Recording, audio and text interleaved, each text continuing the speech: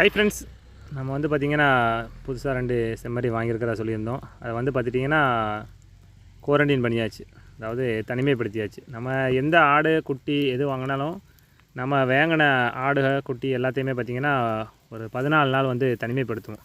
அதாவது எடுத்த உடனே நம்ம வந்து செட்டுக்குள்ளே எந்த இதையுமே நம்ம ஏற்ற மாட்டோம்.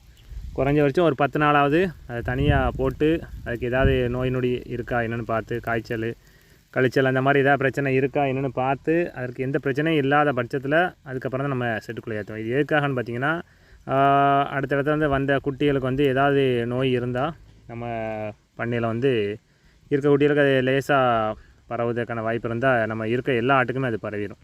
அப்படிங்கும்போது நம்ம அதில் கவனமாக நம்ம எந்த ஆடு வாங்கினாலும் சரி அதை வந்து குறைஞ்சபட்சம் ஒரு 10 நாள் தனிமைப்படுத்தி அதற்கு ஏதாவது பிரச்சனை இருக்கா என்னென்னு ஃபுல்லாக செக் பண்ணிவிட்டு தான் நம்ம அதை உள்ளே ஏற்றணும். இப்போ இந்த ஆடுகளை பொறுத்த வரைக்கும் நம்ம வாங்கிட்டு வந்ததுக்கு வந்து பார்த்திங்கன்னா கழிச்சல் ப்ளஸ் சளி ரெண்டுமே இருக்குது. அதுக்கு தான் நம்ம இப்போ ட்ரீட்மெண்ட் பார்த்துக்கிட்டு இருக்கோம். இன்ட்ராஃப்ளெக்சின் வந்து நம்ம டெய்லி இன்ஜெக்ஷனாகவும் ஓரலாகவும் கொடுத்துக்கிட்டு இருக்கோம். இது இந்த கழிச்சல் சளி எல்லாத்தையுமே கம்ப்ளீட் பண்ணிட்டு இன்னொரு 10 நாளுக்கு அப்புறம் நம்ம செட்டுக்குள்ளே ஏற்றுவோம் இது 2.